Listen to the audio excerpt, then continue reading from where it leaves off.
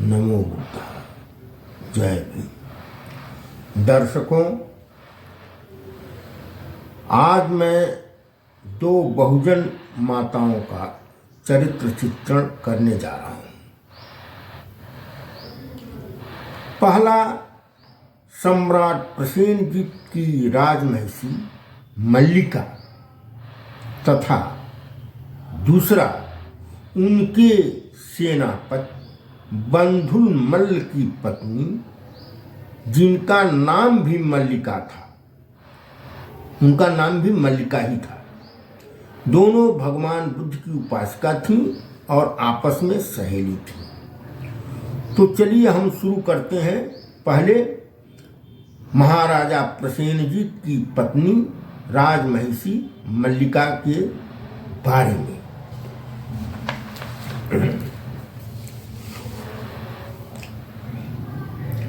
मल्लिका थी एक शाक्य कुमारी, शील गुणों में थी वह न्यारी।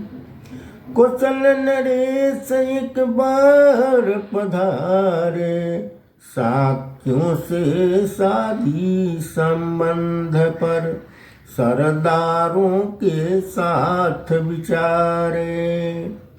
शाक्यों की सोच से मल्लिका थी अद्भुत नारी, सद्गुण सुंदरता से थी वह सबको प्यारी। फिर संस्थागार ने राजा की इच्छा इजहार किया, गृहपति से बात हुई, शादी हेतु तैयार किया। मल्लिका बनी राजमहिषी, राजा की बड़ी प्यारी थी। करुणा दया की सहज मूर्ति वह, बुद्ध देशना की अधिकारी थी। देख दुखी थी जुग के व्यवहारों से, क्यों होता है निर्णय तलवारों से। जब मानव सभी समान है, क्यों कुछ में झूठा अभिमान है। मचा मार काट मैदान में जाकर, मानव का खून बहाते हैं। फिर न जाने किस रूप में अपने को शूरवीर कहते हैं। फंस अविद्या के भंवर जाल में, भले जन को आहत सताते हैं। विवेकहीन हो विग्रह में, नाहक नंगी तलवार उठाते हैं। अब आगे क्या हो रहा है। अब रानी अपने स्वामी महाराज प्रसेनजीत से बोली है स्वामी शांत हेतु, शाक्य मुनि शास्ता की शरण हैं। बच्चे सबके खुशहाल रहे, जनता निर्भय निष्पाप रहे। लोक गुरु की अद्भुत वाणी है, पृथ्वी पर हर्षित हर प्राणी है। भगवान ने भ्रष्टों को भी जगाया है, पाप मार्ग से विमुख कर उन्हें पावन पथ पर लाया है। था अंगुलमाल अत्याचारी, शास्ता का शरणागत होकर, भिक्षु बन जीवन स्वतः सुधारी। अब वह डाकू नहीं समण है, मानवता के हित में नित करते रहते भ्रमण है।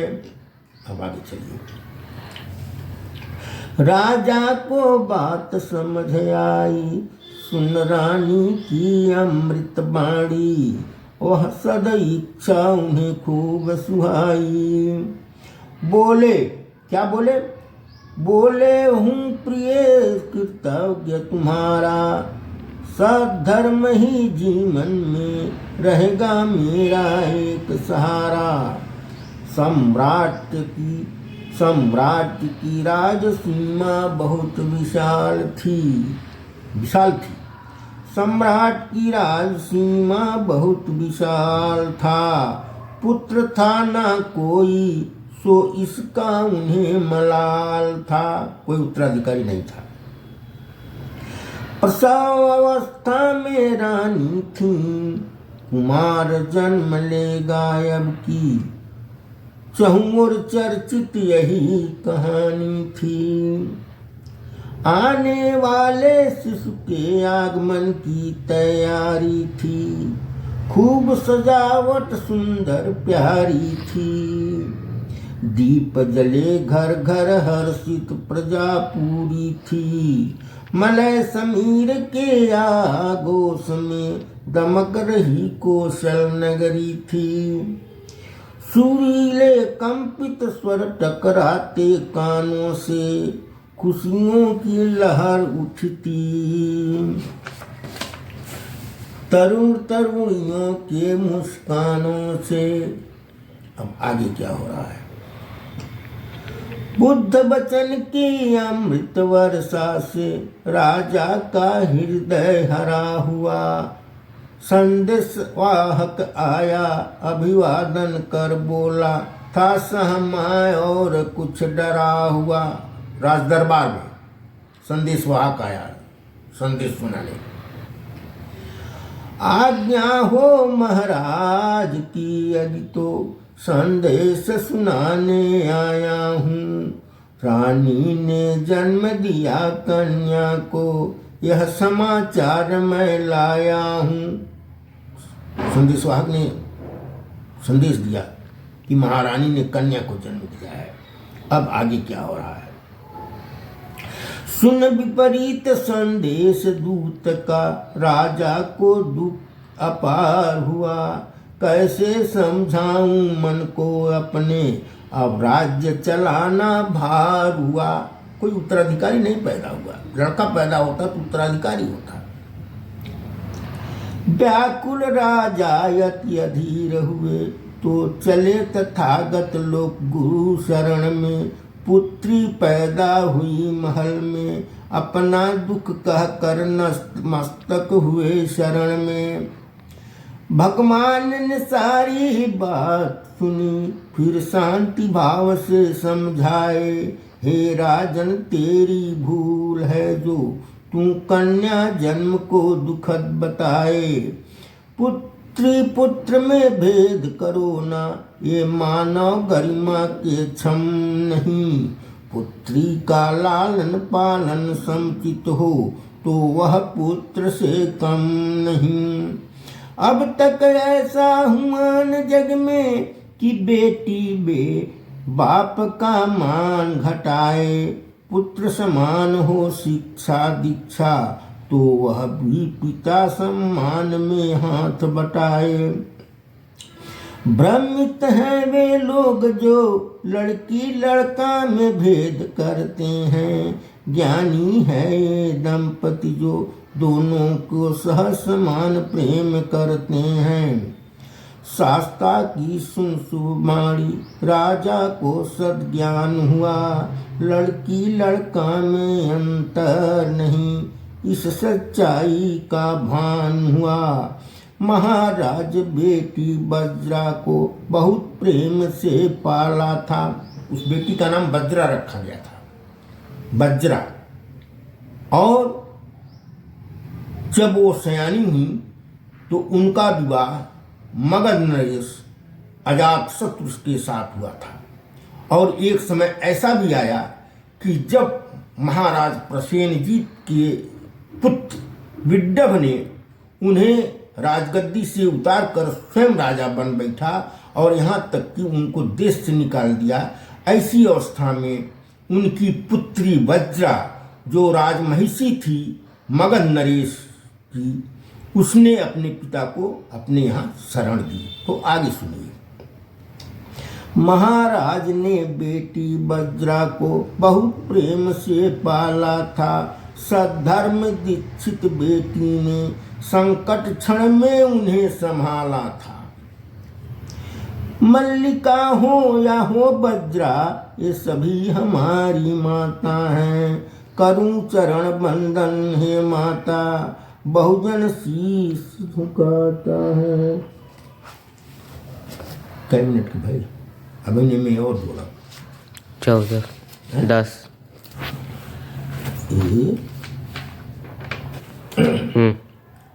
1 2 3 बोल जाए। 1 2 3।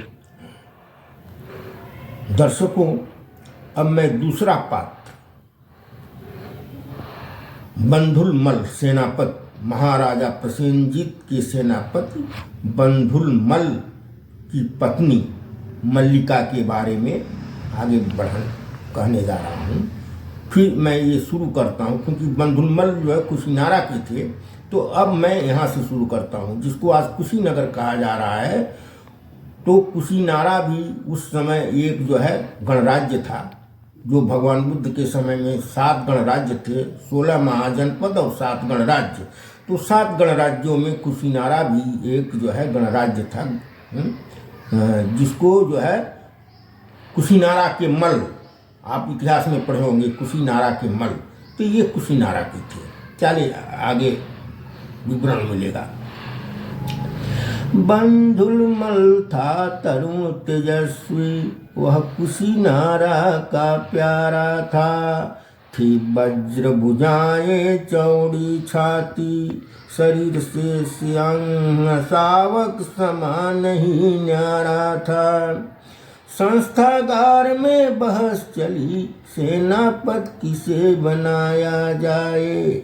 फिर बहुमत से निर्णय निकला, बंधुलमल को ही अपनाया जाए। पर सेनापति के सर्वोच्च पद पर जब भी कोई लाया जाए, सारी कुशीनारा जनता को उसका शौर्य दिखाया जाए। क्योंकि वर्तमान सेनापति अब उम्रदराज हो चुके थे, अब दूसरे सेनापति की जरूरत थी। तो संस्थागार ने तय किया कि किसी नए युवक को जो बलशाली हो, सर्वश्रेष्ठ हो, उसको जो है सेनापति का दर्जा दिया जाए, लेकिन उसकी परीक्षा लिया जाए। तो उसमें जो है आपस में बात चलने के बाद तय हुआ कि इस समय जो है बंधुलमल ही एक ऐसा है जो सबसे काबिल दिखता है, लेकिन सेनापति का पद देने के पहले उसको अपना शौर्य दिखाना होगा, उसे सिद्ध करना होगा अपनी योग्यता। तो अब जो है शौर्य दिवस तय हो गया और बंधुलमल उपस्थित हुए हैं। अब आगे क्या हो रहा है। निश्चित दिन हो गया शौर्य दिवस का, जुट गई जनता सारी। तलवार उठाओ बंधुल वीर तुम, आज परीक्षा है तुम्हारी। परीक्षा होनी है, और परीक्षा कैसी है वो आगे सुनिए, कई क्या शर्तें हैं। ये 7 खूंट हैं गड़े हुए, जो एक पंक्ति में पड़े हुए। तुम्हें तलवार उठाना है, एक सांस में ही 7 को काट गिराना है। ये शर्त थी। तो हुआ क्या आगे देखिए। बंधुलमल अब तलवार उठाते हैं। तलवार उठी तलवार गिरी, बिजली चमकी क्या वार गिरी। जनता की आंखें इधर फिरी फिर उधर फिरी, 7 खूंटों की टुकड़ी काट गिरी। 7 खूंटे एक सांस में कट गए। जनता ने जयकार सुनाया था, बंधुलमल को हाथों हाथ उठाया था। ना कोई विरोधी व्यक्ति था, वह कल के कुशीनारा का सेनापति था। अब मामला खत्म हो गया। अब सभी लोग घर गए और तमाम बधाइयाँ होने लगीं, चारों तरफ खुशी थी। लेकिन इसी बीच में जो है, अब चूंकि सेनापति आगे अगले दिन बनना था, तो बंधुलमल और उनकी पत्नी मल्लिका आपस में बात कर रहे हैं। क्या हो रहा है। मल्लिका तो भाव विभोर थी, क्या करतब थी बलिष्ठ भुजाओं की, अपने प्रियतम से लिपट पड़ी, चल पड़ी बात सुझाऊं की।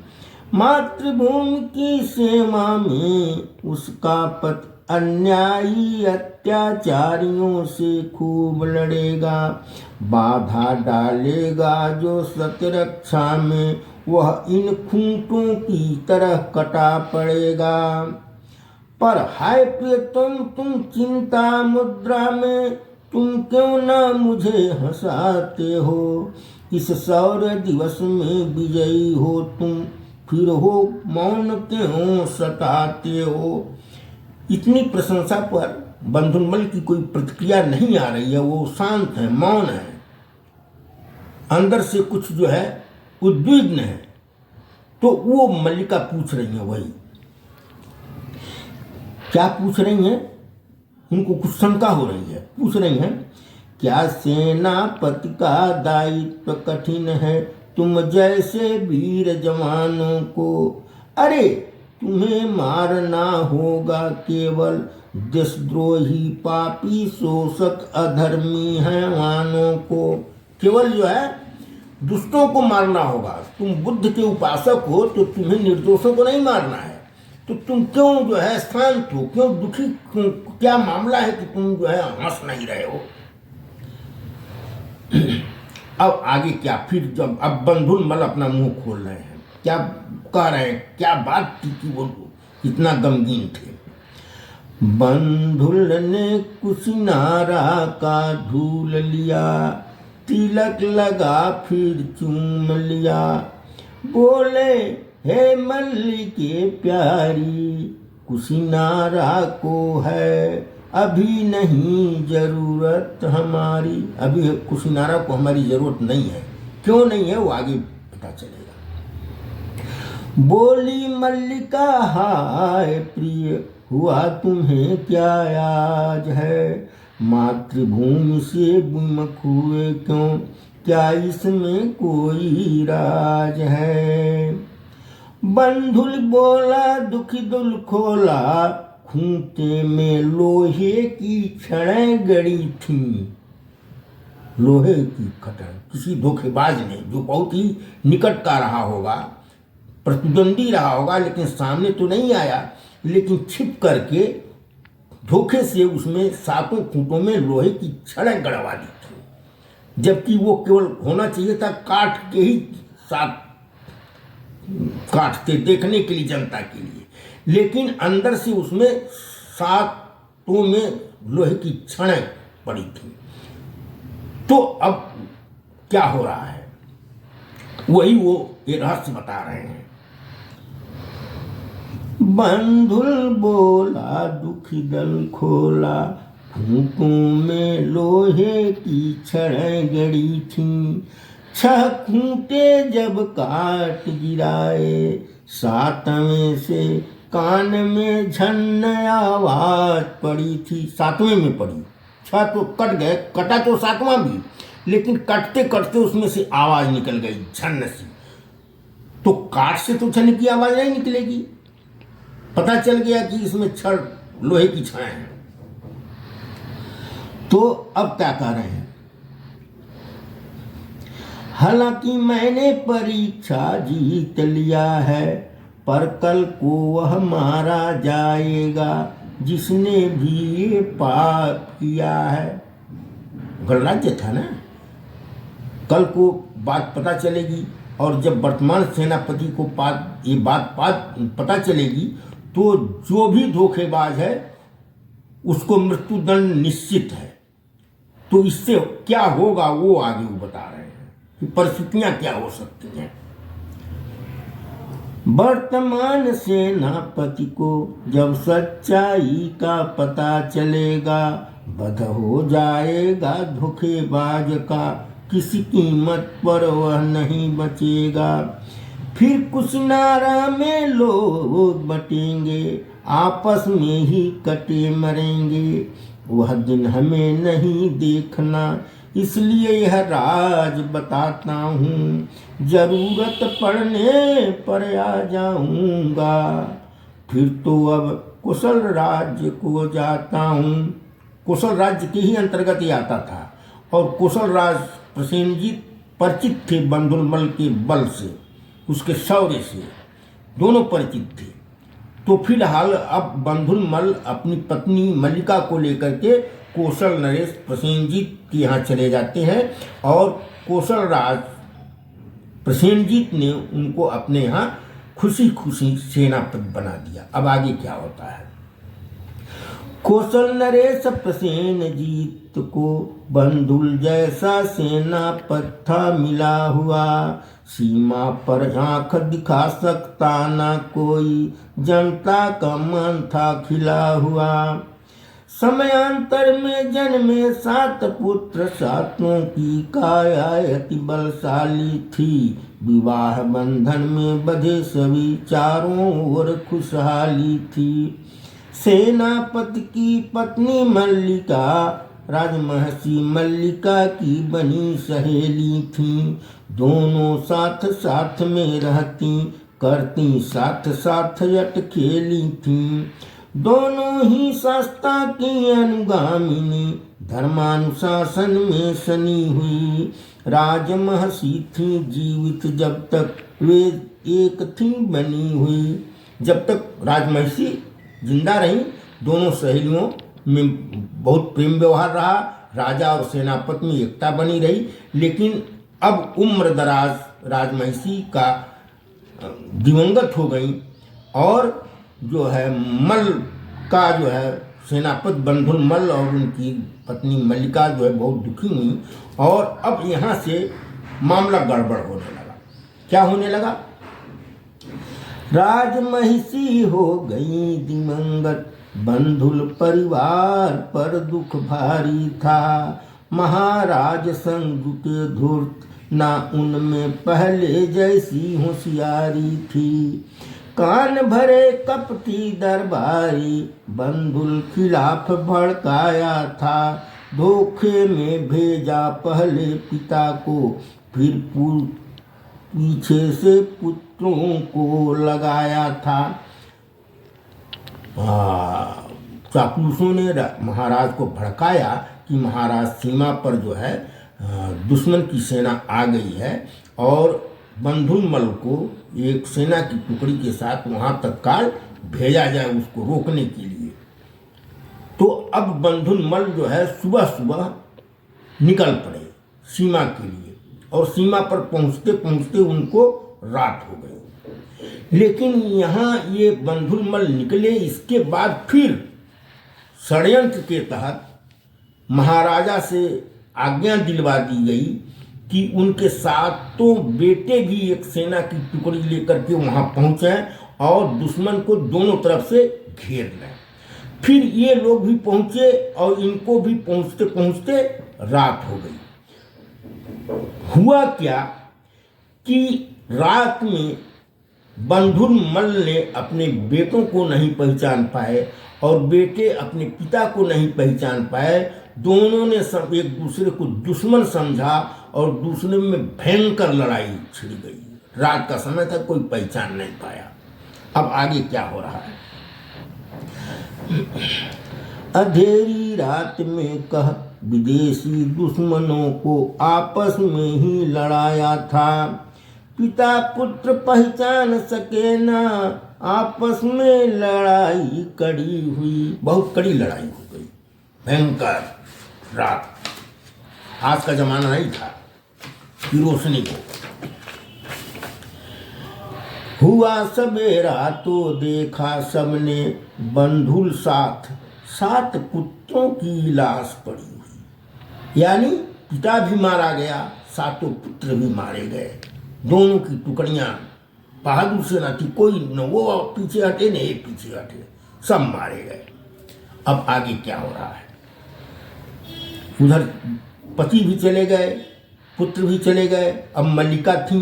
अब मल्लिका क्या सोच रही हैं, क्या सोची।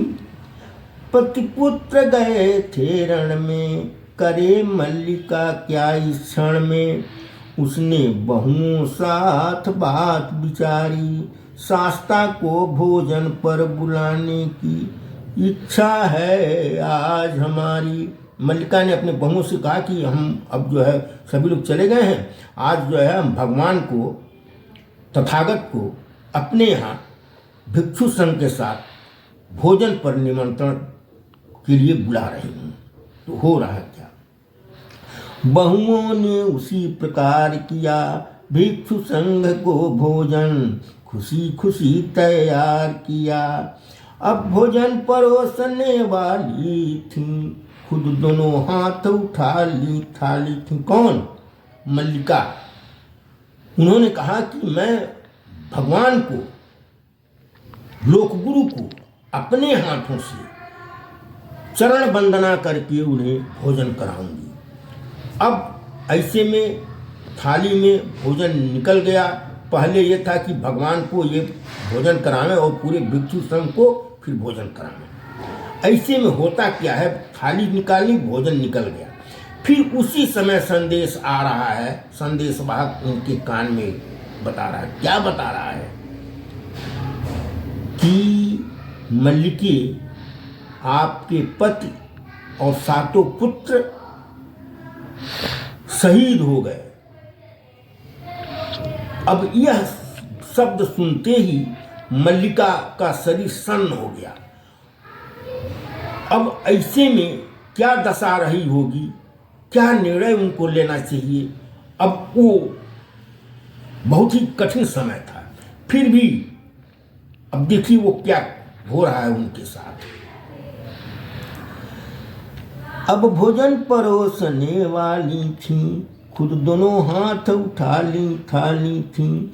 संदेश मिला पतिपुत्रों को एक साथ खोने की, चित्कार उठी दिल में मुँह तक या आवाज रुकी रोने की। यहाँ से आग उठ चुकी, रोने की या चित्कार उठा, लेकिन उन्होंने संभाल लिया। वो आवाज मुंह से बाहर नहीं आने दिया, पता नहीं चलने दिया। एकदम शांत रही पूरा हिम्मत के साथ। भगवान को भिक्षु संग भोजन करा लिया, फिर चरणों में सिर नवा दिया। पहले सब कुछ किसी को पता चलने नहीं दिया। भगवान को भोजन करा ली, भिक्षु संघ को भोजन करा ली। फिर भोजन कराने के बाद एकाएक अपने बहुओं के साथ भगवान के चरणों में विलाप करते हुए गिर पड़े और वाकया बताई। तो आगे क्या हो रहा है? वह बहुओं साथ सब कुछ हारी थी, वह दारुण दुखों की मारी थी। भगवान की करुणा उमड़ पड़ी, मल्लिका बहुओं के साथ खड़ी हुई। अनित्यवाद के पथ प्रदर्शक की धर्म देशना चमकी थी। बहुओं साथ मल्लिका भी दुखियों के दुख दूर करने में दमकी थी। इन्हें त्याग की मूर्ति कहें कि जो स्वयं दुखों की मारी थी। कल्याण कार्य में जुटी रहीं, ऐसी निष्प्रिय माताएं हमारी थीं। हम ऐसी माताओं के वंशज, हमारी बहू बेटियों देख लो। इनको शीश नवाएं हम सब, इनके आदर्शों से सीख लो। नमो।